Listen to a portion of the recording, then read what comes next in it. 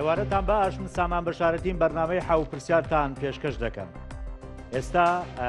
لیژنەی بینینی مانگ یاخود وەزارەتی ئەوقاف و کاروباری ئاینی لە حکوومەت یاریمی کوردستان کۆنگرێکی ڕۆژنامەنووسیانەیە لەسەر دیاریکردنی یەکەم ڕۆژی جەژن دەچنێت لای کۆنگرەکە و دواتر دەگەڕێنەوە لای میوانەکە. فەرموون. لیژنەی باڵای بینینی مانگ لە هەرێمی کوردستان بە یاوەری جەنابی دکتۆر عەبدوڵڵا وەیسی سەرۆکی یەکێتی زانایانی ئاینی ئیسلامی و بەڕێز دکتۆر زەینەدین مەولود بریکاری وەزارەتمان فەرمون با بفەرمون.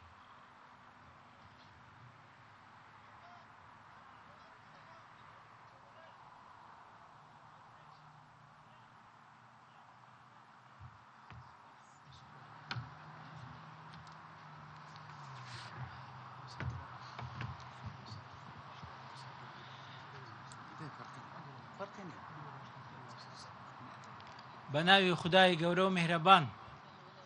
خەڵکی خۆشەویستی کوردستان، مامۆستایانی بەڕێز کە ئێستا لێرە ئامادە بوون. ئەمڕۆ ڕۆژی شەممە 29 ئاداری ساڵی 2025 لیژنەی باڵای بینینی مانگ لە وەزارەتی ئەوقاف و کاروباری ئاینی کۆبەوە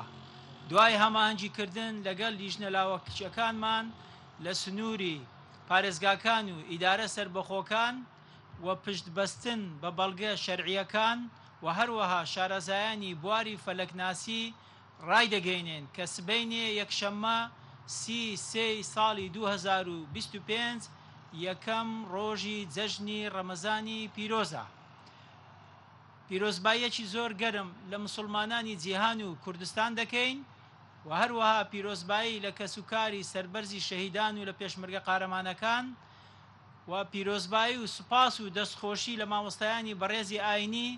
کە لە ماوەی مانگی ڕەمەزاندا لە هەموو کە زیاتر ماندی بوون بۆ خزمەتکردنی مزگەوتەکان و نوێژ خوێنان و ڕۆژوانان. ومێدەوارین ئەو جەژنە ببیتە هاندەرێک بۆ زیاتر تەبایی و یەکڕێزی خەڵکی کوردستان و هێز و لایەنە سیاسیەکان و لە هەمان کاتیشدا کوردستانی ئارام و خۆشەویست و ئاوەدانمان زیاتر پارێزراو بیتن،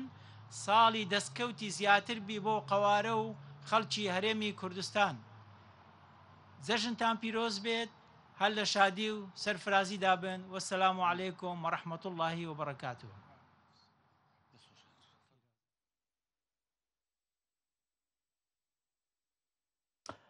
زۆر باشەوەی کە بینیتان وەزیری ئەوقاف و کاروباری ئاینی بوو دکتۆر پشتیوان سادق کە ڕایگەیان لە هەرێمی کوردستانیش ئەلبەتە دوای وڵاتی سعودیە کە ئەوان ڕۆژی یەکشەمەیان دیاری کرد بە یەکەم ڕۆژی جەژنی ڕەمەزانی پیرۆز. هەرێمی کوردستانیش لە عێراقیش ڕۆژی یەکشەمە کرایە یەکەم ڕۆژی جەژنی ڕەمەزانی پیرۆز. جەژنتان پیرۆز لە ئێستاوە. هیوادارم ڕۆژ و تاعاتی هەموو لایەکتان قبول بێت لە مانگی پیرۆزی ڕەمەزان. حەزم کرد ئەمە هەر سەرەتا بچینە لای کۆنگرە. من ئەلبەتە بەرنامەکەم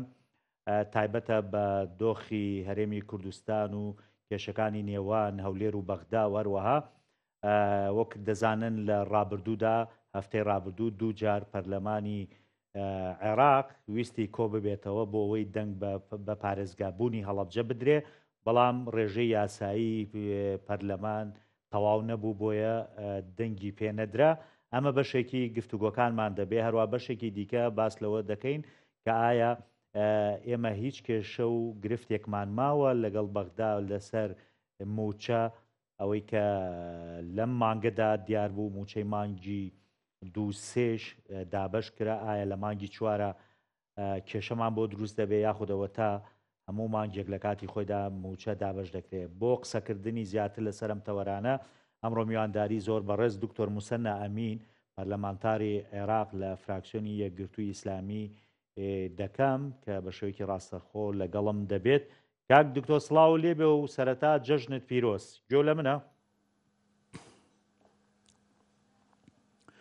سڵاو لە بەڕێزتان وە لە بینەرانی بەڕێز و جەژنی هەموو لایەک پیرۆز بێ. یا ڕەبی ئینشاڵڵا کوردستان هەر ئاوەدان بێ و خەڵک لە خێر و خۆشییا بژی و هەموو مسلمانانی جیهانیش. ئامین. ئەم مانگە تقریبەن لای خەڵک بوو بە دوو جەژن، ینی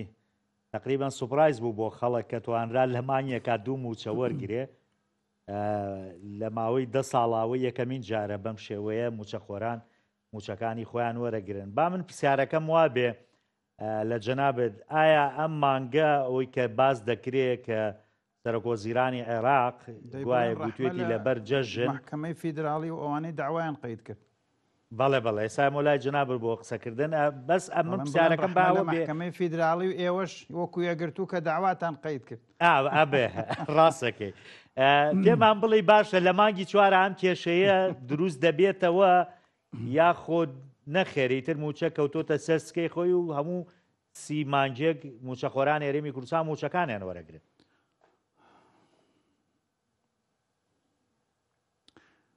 سڵاو ڕێزم هەیە جارێکی تێر بۆ بەڕێزت کاک سامانوە بۆ هەموو بینەرانی بەڕێز و هاوڵاتیانی کوردستان. سوپاس بۆ خوا کە دڵی خەڵک خۆشە بەوەی کە گیرفانیان گەرمە و جەژنەکەیان بووەتە دوو جەژن ئەوە سوپاسی خوای ئەوێ و ئێمەش بێگومان بە دڵخۆشی خەڵکی کوردستان دڵخۆشین و بەڵام مانگی چوار چۆنە بێ مانگی پێنج چۆنە بێ ئێمە لە وڵاتێکین پرێتی لە قەیران و بەداخەوە ئەم بابەتەش حکوومەتی هەرێم نایەوێ وەکو پێویست بیخاتە سەرسکەی خۆی. بەڵام پێشتریش من گەشتبین بووم لە ساڵی 2024 شاوتومە ساڵی 2025 ئینشاءالله زۆر باشترە بێ لە ساڵی 2024 بۆیە دڵڕاوکەی ناوێ ئینشاءالله موچە لە کاتی خۆیان ئەدرێ لە کاتی خۆشیان نەبێ بە کەمێ دواکەوتنەوە بێ هەر ئەدرێ گرنگەوەی موچەکە مسۆگەر بێ. ئێستاوە دواکە و جاری پێشوە ئێستا دوو موچە لە یەکمان هەدراوە کێشە نیە الموهیمەوەیە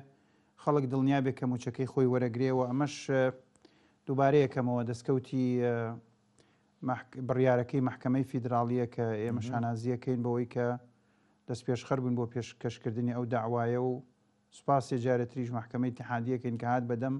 معاناتی خەڵکی کوردستانەوە و ئینشاءالله ئەم بابەتە مادەم بۆتە بڕیاری محکەمەوە بۆتە بەشێ لە قانونی بووجە من دڵنیایی ئەدەم کە ئینشاءالله زۆر ئەمساڵ باشترە بێ لە پار و هیواداری ئینشاءالله ئەمساڵ هەروە بێ وەکو پێشبینیەکانی ئێمە.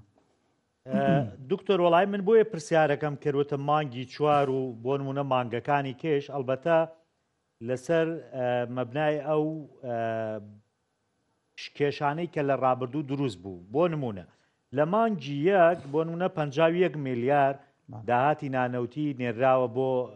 وەزارەتی دارایی عێراق بەڵام لە مانگی دوو نزیکەی 49 میلیارد نێراوە کە ئەمەش خواستی وەزارەتی دارایی عێراق نییە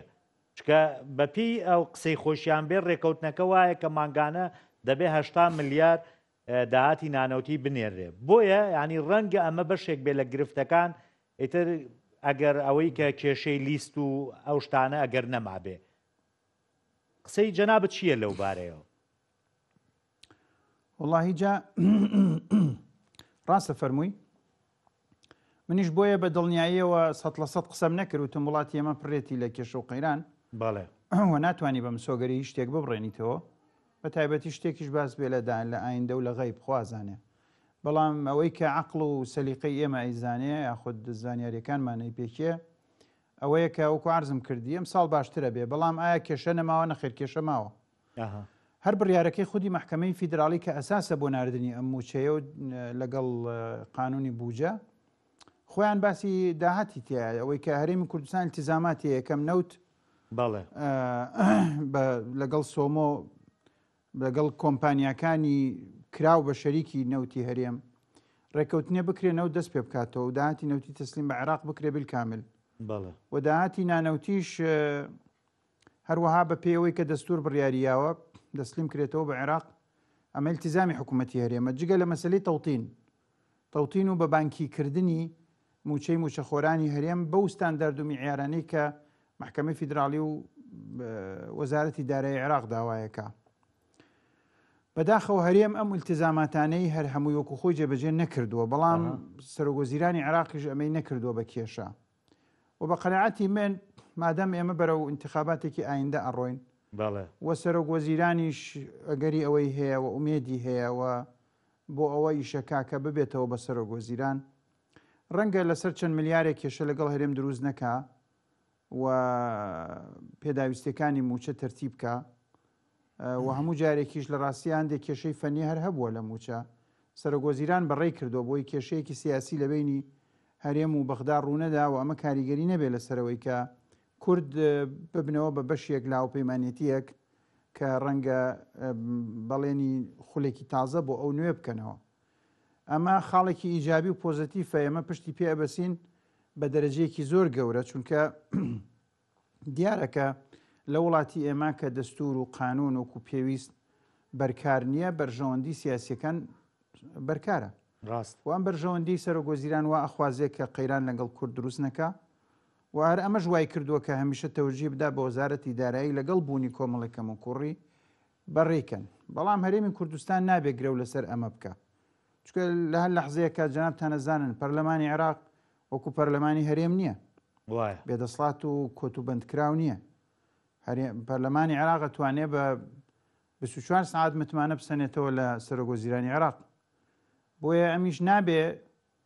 وا لە سەرۆگۆزیرانی عێراق بکەن ئەوەنە ئیحراجیکەن کە بکەوێتە بارودۆخێکەوە کە ڕەنگە وەکو دۆستێک لە دەستی بدەین. ئەسڵان ئێمە هۆکوارزم کردی ئەمە لە بەرچاومانایە ئەمە بابەتێکی مەوزوعیە و لەو لاشەوە قانونی بوجە بابەتێکی مەوزوعی و دیارە بڕیاری محکەمە دیارە کە ئەبێ موچە بجاکرێتەوە لەم کێشمە سیاسی و محاسباتە دارایی لە بینی حکوومەت هێرێم و بەغدا هەیە. بەڵام بەواقع ئەگەر هەرێم ئامادە نەبێ بە بانکی بکە موچە و داتاکانی تەوتین پێشکەشکا بە حکوومەتی اتحادی و هەمیشەش هەموو مانگێکیش ئاوا کێشەیە دروستکە بەشێک لە بار پارەی ناوخۆ دیار نەمێنێ احتیمالی هەیە ئەمە کێشە دروستکە بۆ جا خۆ قسەکە دکتۆر لەسەرەوەی ینی با پرسیارەکەەوە بێ بۆشی ئەو نیەتە بۆچی نییە بۆ چارەسەرکردنی بنەڕەتی ئەم کێشانە ینی هۆکارەکە چییە؟ خۆ ئەگەر ئێستا ئایاوی لای جەنابەت ڕوون بێ ئایا کێشەی تەڵتین تاو یەکلای بۆتەوە کە هەژماری منە یاخود نەخێر ئەمە شێشتا هەرماوە لەسەر حکوومەت هێرەم جگە لە داهاتە نانەوتیەکەی. نەخێر ئەوەش هەر ماوە وەکو مەلەفێکی هەڵپەسێرا و ماوە مەسلەی داهات ماوە نەوتی و نانەوتی نانەوتیەکە ئەو بوو کە بەڕێزت باسی کرد و نەوتیەکەش ئێستاش کۆمپانیەکانی هەرێمی کوردستان کۆمپانیەکانی دەرەکین زیاتر کە لە هەرێمی کوردستان ئیژەکەن بەوانەی ناوخۆشەوە داخوازیان هەیە لە حکوومەتی اتحادی. حکوومەتی اتحادی زۆر فشاری لە خۆی کرد ماوەی ساڵێک زیاتر تا قەنەعاتی کرد بە فراکسیۆنەکان ئەمەی بۆ تێپەڕێنن کە تێچووی هەر بەرمیلێک نەوت بە $16 بخەمڵێنرێەوە لیژنەیەک بێت ئەو کارە بکاوە لە ڕووی هوەریەوە بە وەزارەتی نەوتی عێراق و هەرێمی کوردستان و تیمێکی نێودەوڵەتی ئەگەر خلاف هەبوو بێن بۆ ئەوەی کە بڕیار لەوە بدەن تێچووی چەندێکە ئەمەش بابەتێکە بێگلاکرێتەوە. بەڵام مەسلەی تەوتینی ژەرماوە مەسلەی لیستی موچە کێشەیەکی هەڵپەسێراوە و هەموو جارێک بە ڕێکەوتن بەڕێکرێ. بۆیە ئەو جارێکە بەندە و مامۆستادارا کۆنگرێک ڕۆژنامەنووسیمان هەبوو من هەر بەوە دەسم پێ کرد کە ئێمە دژی ڕێکەوتنی بینی بەغدا و هەرێمین. ئێمە ڕێکەوتن ینی چی؟ خۆی وەختێ لەسەر شتێ ڕێکەوی قانون و قەرارەکە جێبەجێ نەکەی لەبەرەوەی پێداویستی قانون و قەرارەکە بۆ جێبەجێکردن بەردەستنیاڵی ڕێکەوین لەسەر ڕێمەکەوە کاک قانون و قەرارەکە جێبەجێک و ڕێمەکەوە قانون و قەرارە جێبەجێ کرد خۆی وە ڕێکەوتنە حەقیقەکە ئەوەیە ئەو جۆرە ڕێکەوتنەیەکە دەیمومەتی هەیە بەردەوامی هەیە کۆنکرێتیە ینی تێک ناچێ بنەمایەکی یاسایی و بڕیاری محکەمەی هەیە. بەڵام مەسلەی ڕێکەوتن لە ڕێکەوتنا ڕەنگە تەرەفەکەی تر ئەمجارە چاوپۆشی لێ بکە جارێکی چاوپۆشی لێ نەکە ئەمجارە دوای نەخستووی لەسەر ئەو فڵان نقطەیە لەو هەنجاری داهاتوو دوات بخە کە دوایشی خستی بیانوو هەیە. ئێمەش مشکلاوەیە تا حکوومەتی اتحادی بیانووی هەبێ لەسەر هەرێم ئێمە شەڕی ئەومان بە زەعیفی پێکرێت کە بتوانین موشی خەڵک دابینکەین و نانی خەڵک مسۆگەرکەین لە حکوومەتی اتحادی چکە بە ئاسانی پێ دەڵێ کاکە ئێوە لەم وەکو باسی التیزاماتی منەکەن بڕۆن باسی التیزاماتی حکوومەتەکەی خۆشتان بکەن حکوومەتەکەی ئێوە ئەم بڕیارە ئەو بەندە ئەو فەقەرەیە جێبەجێ ناکە. ئێمە ئیوادارین لێرەوە بە حکوومەتی هەرێم مەڵین بەسێتی یعنی جاران ئێوە دەوەفتانە نارە تاوەکو 200 ملیاریان بدانایەتی یان نیانایەتی. ئێستا شکری خوا بکەن بەبێەوە هیچ جوهدێ بکەن بەبێ و هیچ وەفدێک بنێرن لە سای سەری بڕیارەکەی محکەمەی فیدراالیەوە ئێستا 950 نزیکەی تریلیۆنە دینارتان بۆ دێ بەسێتی کاکە بەسێتی ینی لیستێکی پاکی موچە بنێرن و داهات تەسلیمکەن و ئەم عیب بە ئەم کێشەیە ئیتر بپێچنەوە و کۆتایی پێبێن و بەڕاستی ناشرینە لە وڵاتێکی دەوڵەمەندی وەکو عێراق و هەرێمی کوردستانە خەڵک دەستی لەسەر دڵی بێ موچە وەرەگریا موچە وەرناگرێت زۆر عیبە. زۆر باشە دکتۆر آخر جار بێ ئەم بابەتە بکاتەوە ئەوەی کاری لەسەرەتی پیکە. زۆر باشە باسی کۆمپانیەکانی نەوتت کرد ینی بە بۆچوونی جەنابەت هیچ ئاسۆیەکەیە بۆ ئەوەی کە دەست بە هەناردەکردنەوەی نەوتی هەرێمی کوردستان بکریانی ئەم بیانوانەی کۆمپانیەکان دەیهێننەوە بیانووی منطقین کە داوای ملیارێ دۆلارەکەن و کە زیانیان بەرکەوتەوە بۆیان بگەڕێتەوە هەروەها داوای گرنتیەکەن لە وەزارەتی نەفتی عێراق یا ئەمە جۆرێکە لە سیاسەتی بەردەوامیدان بە کێشە بۆی ئەم نەوتە بەم شێوەی تانکەرە بفرۆشرێ لە هەرێمی کوردستان.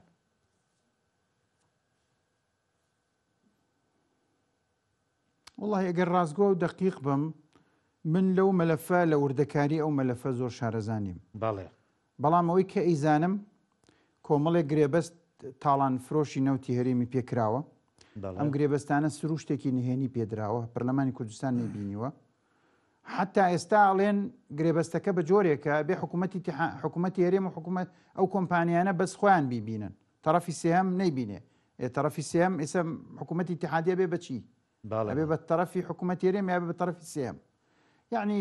ئەوە نازانم کە کۆمەڵێک کێشە و ئاڵۆزی و تاڵانچێتی لەم مەلەفا هەیە و بازرگانێکی گەورەی ناشەرعی پێوەیە کە ئەم ئاڵۆزیی دروست کردو بۆ ئەم بابەت هەر جارە نزیگە بێتەوە لە چارەسەر ئەلغامێکی بۆ تەقێنەوە.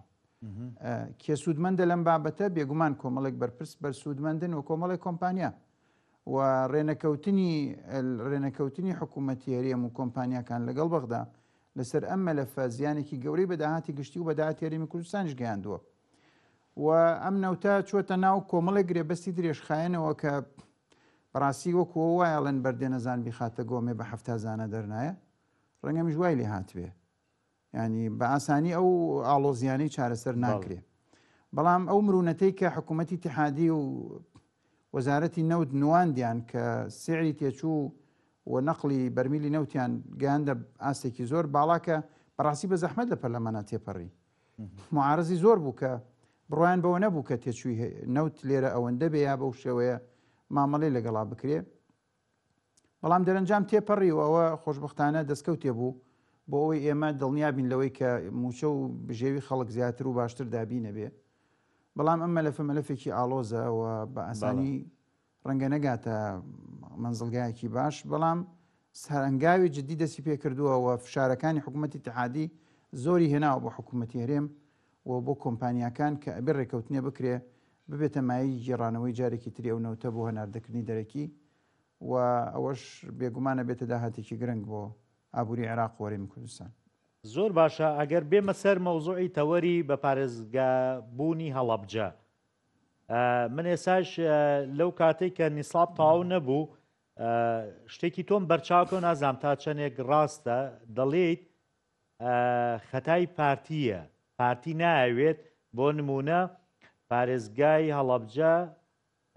دەنگی پێ بدێ یا متمانە بە پارێزگای هەڵەبجە بۆچی ینی پارتی نایەوێ ئایا ئێمە جگە لە وەکوانە لە نارەکانمان لە ناو خۆشە کەس لایەنێکەیە کە دژی بە پارێزگابوونی هەڵەبجە بێ؟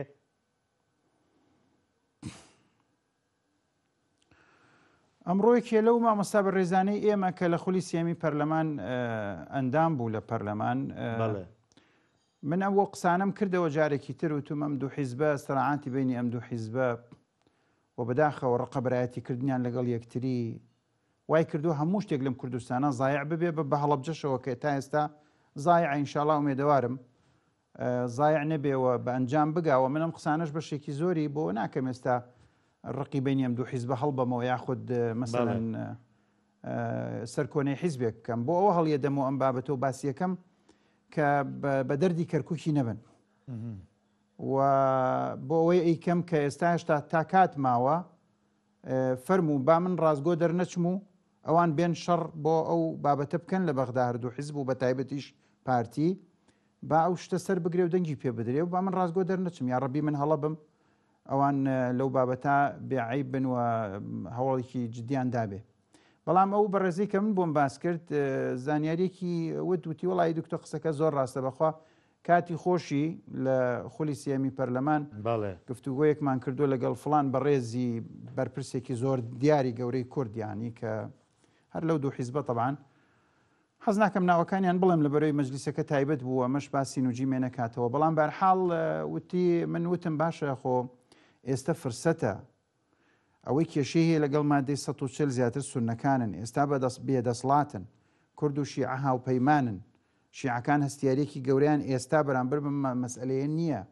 بۆ نایجوڵێنوتی وڵای با ببووتە قوربانی سراعەتی ئێمە و پارتی و ئێمە لەبەر ئەوان لەبەر ئێمە نامانەوێت کەرکووک بگەڕێتەوە سەر هەرێمی کوردستان دیارە لەسەر ڕێناکەوینەوە بێتە کێشەوەمانە ئەمە حەقیقەتەکەیە خۆم و کە زانێ سراعەتی زەرد و سەوز ئەم وڵاتەی وێران کرد و زۆرێک لە دەستکەوتی گەورەی لە دەستی کورددا ئەمەش حقیقەتێک هەر ئینسانێکی بە وجدانی ئەو دوو حیزبەش احترافی پێەکە یعنی ئەمە قسەی ڕخەبەرایەتی نییە لەگەڵ ئەو حیزبانە ئەو کووتم ێستش من بۆی ئەم قسە باسەکەم ورن بمان خەنەوە بە درۆ بمان بڵێن ئێوە هەڵە بوون فەرمونون ئەوە ئێمە دکتۆریانی سێری کە بەراوردەکەت تۆزە جیاوازیە بۆ نمونە جەناب باسی کەرکووکەکەی کەرکووک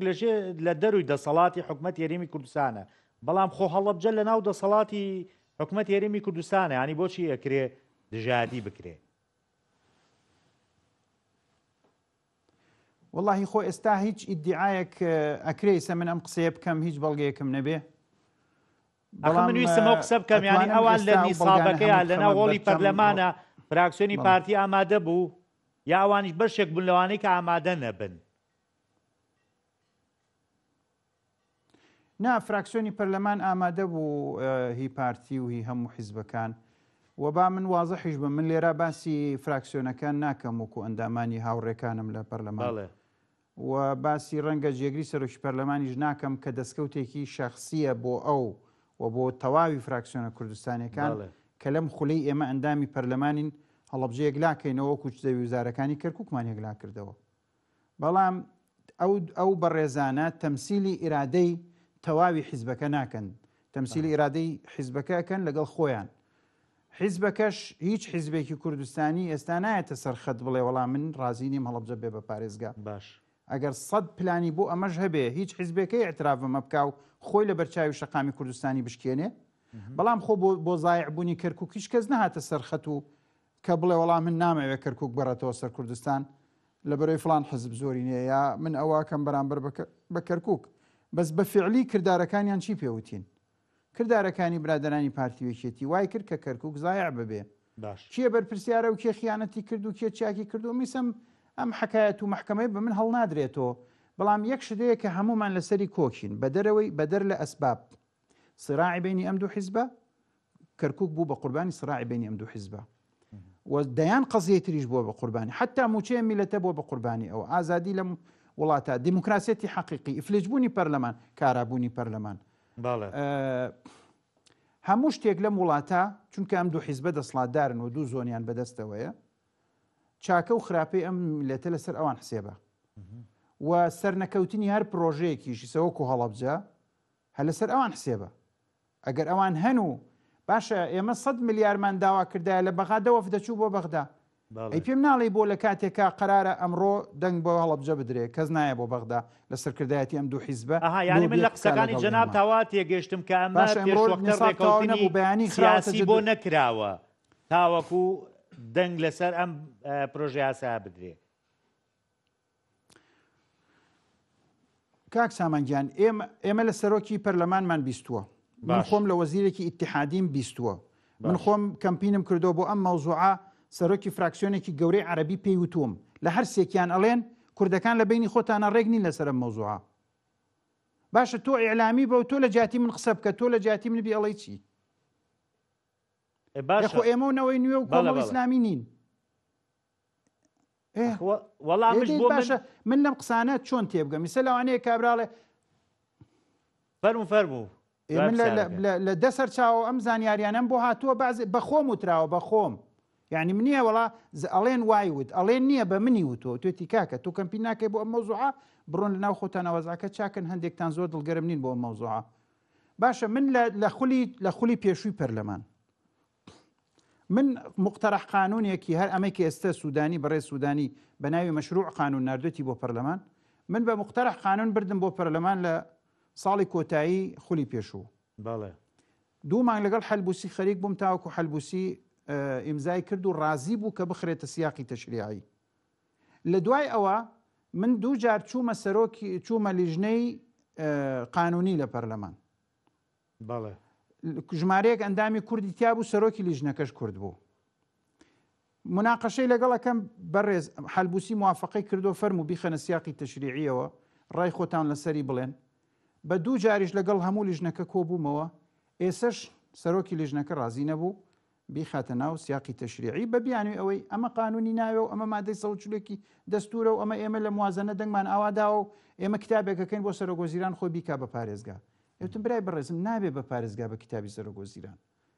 هەر سەرۆکوەزیران خۆیەتی ئەڵێ قانونیەوێ لە 2013 مالێکی قانونی ناردووە باشە من چی استینتاجێ بکەم لەمە کاتێکە ئەمە کوردێکە نایڵێ ئەم پرۆژەیە بە بیانوی دڵسۆزی اینجا بیانوێکی تری وڵای دکتۆرە مە لەوانەیە بیدۆڕێن ئێمە کەمپینمان بۆ نەکردووە وتم براکەم بیخەتە خوێندنەوەی یەکەم خۆ کەمپینی ناوێ بیخە خوێندنەوەی دووەمیش کەمپینی ناوێ وەختی هاتە سەر مەسلەی دەنگدان ئەو کاتە کەمپینی بۆکەین هەموو فراکسیۆنەکان قەناعەتمان وا بوو لە کەمپینەکەمانە دەرەچێ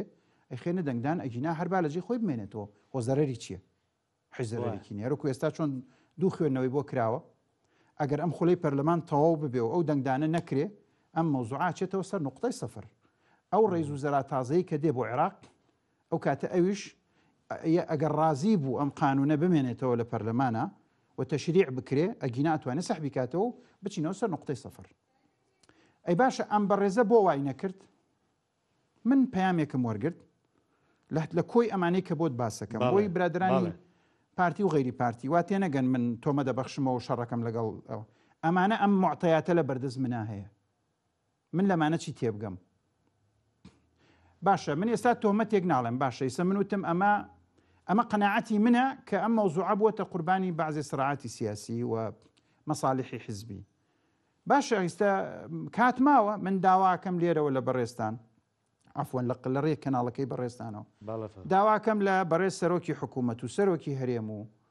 کاک باڤڵ و فەرموو ئەم جارە لە دوای جەژن کە پەرلەمان دەسەکاتەوە بە کارەکانی بێ زەحمەت 2 ڕۆژ پێش لە قانونی هەڵەبجە وەرنە بەغدا بێ زەحمەت وەرنە بەغدا بیسەلمێنن کە ئێوە لەگەڵ ئەم قانونەن و شەڕی بۆ ئەکەن و پەیوەندی بۆ ئەکەن و زەختی بۆ بەکارێن و هاوپەیمانەکانتانی بۆ ئەجوڵێنن و ئەوانەی کە لە بەغدان بەشێکیان هاوپەیمانی زەردن بەشێکیان هاوپەیمانی سەوزن و لە هەموو حاڵەتێکیشا ئەم بەڕێزانە لە تەحالوفی ئیدارەی دەولە لەسەر مێزێک لەگەڵ حکومڕانانی عێراقی شیعە و سونە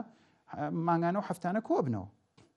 ئەم مەوزوع ئەمان بۆ یەکلاکەنەوەی تر بۆچی من مەجبور بم تەلەفۆن بۆ ئەم لا بکەم و تەواستە بە ولا بکەم و لەم بپاڕێمەوە لەو بپاڕێمەوە بۆچی ئەگەر نەیان کردچی هیچ وەفدێک لە هەرێمەوە نەهات هیچ پەیوەندێکی شایانی باز نەکرا هیچ کەمپینێکی بۆ نەکرا تۆ جەنابەت چاودێری و ڕاگەیاندنکاری چی لەمە تێگەی یعنی یا ئەولەوێتی نییە ئەم مەوزوعە یاخود هەر بەدڵیان نییە مەوزوعەکە یا بەدڵیان نییە ئەولەوێتی نییە باشە هیچ لە دکتۆریش لە دۆخی بۆ نمونە تر هەیە پارتیە گۆڕێ ئەگەر بۆ نمونە لە زۆنی سەوز 2 پارێزگار هەبێت و لە زۆنی زەردیش 2 پارێزگار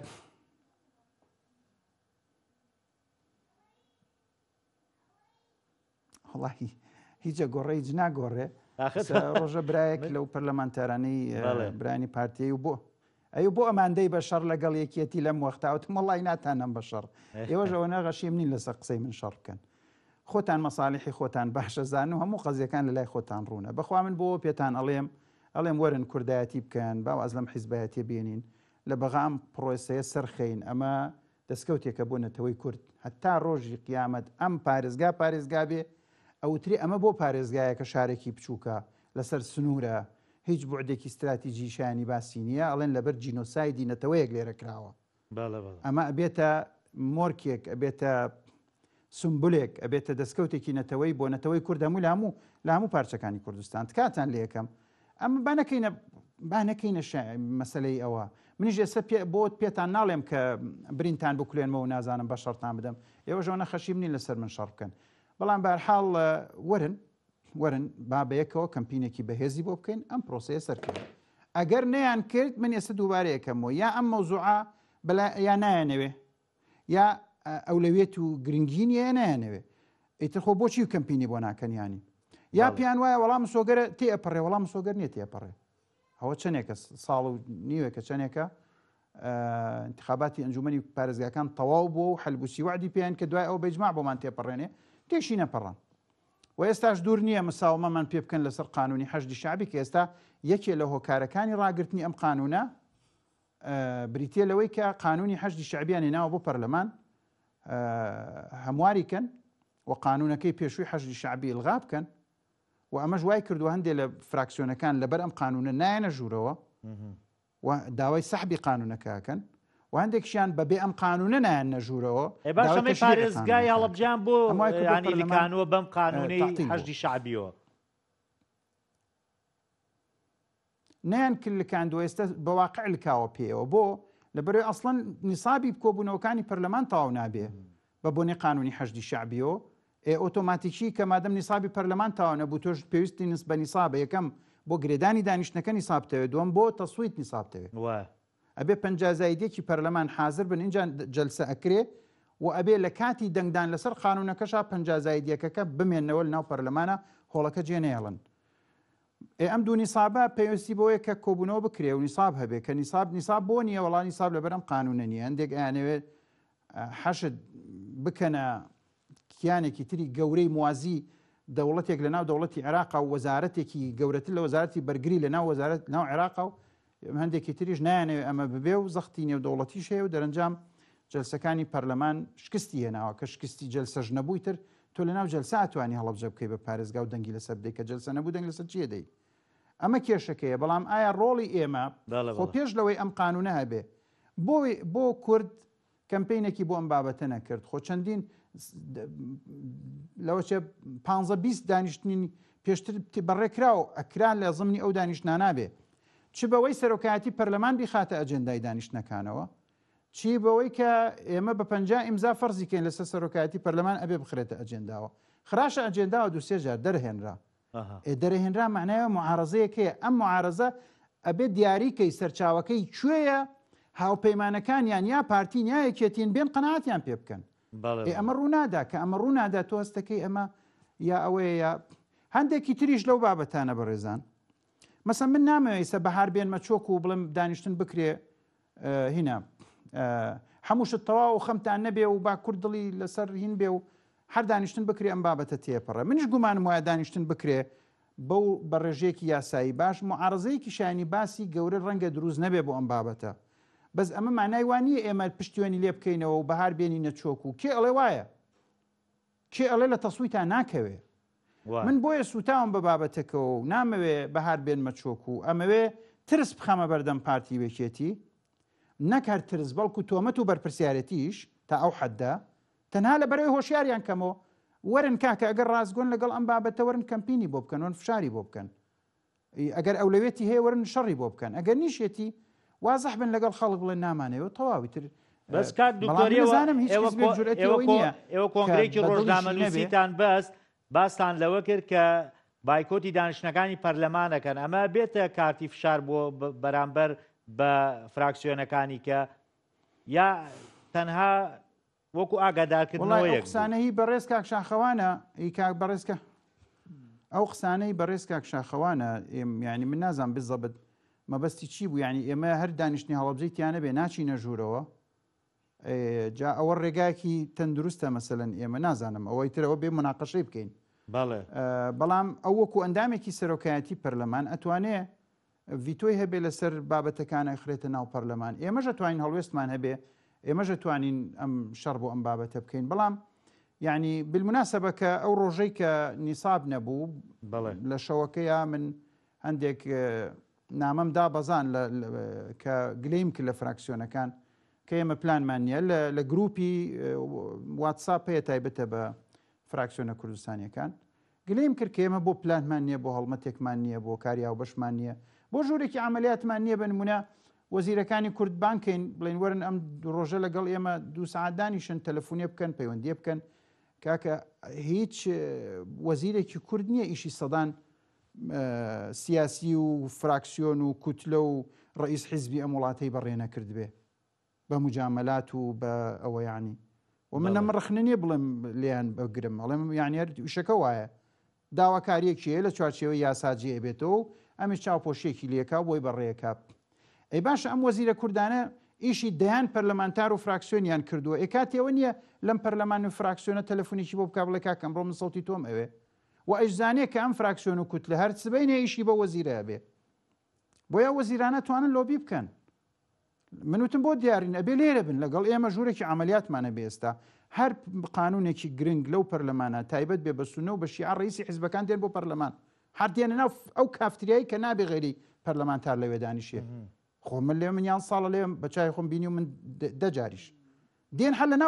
لە ناو کافتریای پەرلەمانە کە بەس ئەبێ ئەندامی پەرلەمان لەوێ بێ دێن هەر لەوێ لەگەڵمانە دانیشن چاخۆنە و تەلەفۆنەکەن و زەختەکەن و پەرلەمانتار هەرەوە ماوە بە پاڵ بیکەنە ژوورەوە هەتا ئیشەکانی خۆیان بەڕێکن. ئەی کە کورد ئەمە ناکام من وەکو دڵسۆزێک بۆ نەتەوەکەی خۆم و بۆ ئەم مەوزوعە ئەی نابێم پرسیارە دروستکەم کاکەمە بۆ ناوێ لای ئێمە ئەمە ئەم وەزیرانە بۆنیان بدەم ئەم بابەتەوە کە وەکو من و تۆ ئەزانن وڵات هەڵەبجە لە خوێندنەوەی لە دەنگدا نبوو نیساب نەبوو چەند بوو 16 پەرلەمانتاری مابوو. ئەی باشە بەیانیش هەر لە هینایە ئەی پرسیارێ بکەن ئەمە دەرەچێ فعلەن دەنگەیەنێ دڵنیانین کە ئەمەگە نیسابیش تاوکە معاملەی دەنگ بێنێ ئەم پرۆژە یاسایە نەوەڵا دڵنیانین بەڕاستی پێت بڵێم من متەفائلم گومانم زۆر باشە کە تێپەڕێ ئەگەر نیساب بێ بەس کێ ئەڵێ وایە کێڵە تەفاعولەکەی من لەجێی خۆیەتی مەوزوعێکی وا مەسیری و گرنگ ئەبێ بیسپێری بە تەفاعولی من یا بە تەفاعولی کاکشاخەوانێ بە فڵان نابێ هەڵمەتی بۆ بکە اینجا باشە ئەگەریش دەرچوو بە 50 زایدێک دەرچێ باشە یا بە 70 دەرچێ یا تۆزە ئیجماعی لەسەر بێ ینی شتێکی چۆن بزانین کە ئەمە دەرەچێ بۆیە قەزیەکە ئەمەیە کاتێ من هیچ وەزیرێکی کورد نبینم سەرۆکۆمار لەگەڵمان نییە لەسەر خەت لەو وەختا یعنی جێگری سەرۆکی وەزیران کە کوردە وەزیری خارجەیە لەوێ لە پەرلەمان و لە ناو فراکسیۆنە کوردستانیەکانیان نییە و تەلەفۆنی بەدەستەوە نییە مەسەلەن وەزیرەکانی تر وەزیری دادە کاکبەنگینە وەزیری عمارە وەزیری ژینگەیە ئەمانە لەوێ نین کە ئەمانە وتم هەر یەکێکیان پەیوەندی بە دەیان پەرلەمانتارەوە هەیە بە شەخسی ئیشیان پێێتی مەمنونن لە بەردرگاکەی ئادانیشن تا ئیمزایەکیان بۆ بکە مەساڵحیان هەیە خۆ خەڵک وەکو ئێمە یەکاکە بە سیارەی کری پێبێ لە بەغای تا ئێستش خەڵک بزنسی هەیە و کۆمپانیای هەیە و بە ملیار قساکە و لە بەردرگای وەزیرێکا 2 سەعات خۆی بچووکە کاتەوە و دانیشیە بەس بۆی کە ئیمزای گرێبەست شتێکی بۆ بکە خۆ ئەوە نین دێکا کە دەیان پەرلەمانتاری وای تێ پڕە لەو پەرلەمانە لە ئەو بنەوەعانە دێنە بەردرگاکانتان دانیشن ڕژاوتکاتان لێکن منتتان هەیە لەسەری کاکە تۆش پێی بڵێ من ئەبێ ئەمڕۆ تۆ ببینم لە ناو پەرلەمانە دەنگ بدەی بە هەڵەبجە پێی بڵێ ئەکەن من سەرۆکۆمار لۆبیمان لەگەڵ ناکە وەزیرەکان نایکەن هیچ سەرکردەی دوو حیزبی گەورەش کە هاوپەیمانی ئەوانی حاکمن لە عێراق لەوێ نین لەو تەوقیتا و نایکەن من نایبینم ئیتر خۆ بڵێ بە حیزبەکەی خۆڵە چۆن نەیکردو لەوانە دە تەلەفۆنی کرد بێ کاکە من نایبینم بابێ لە بەرچای منم تەلەفۆنە بکات لەگەڵ من پلاندانێ لەگەڵ من لە پەرلەمانە بێ هەر بۆی ئاهەنگێ بگێڕێ هەر بۆی ئەو لەحزەی دەنگە درێ بەمە لەگەڵ ئێمە ئاهەنگێ بگەڕێ بابێت بۆ ئەوێ بابی کا بە مێژوو بۆ خۆی یعنی ئێمە برایەکی پەرلەمانتاری دڵسۆزمانەیەک و کاک شێخکاوەی هەڵەبجە کە ئێستا ئەندامی پەرلەمانی کوردستانە پێشتر جێگری پارێزگار بوو ئەو شەوە بە تەیارە هاتۆ بۆ بەغدا کە گومانی وا بووە کە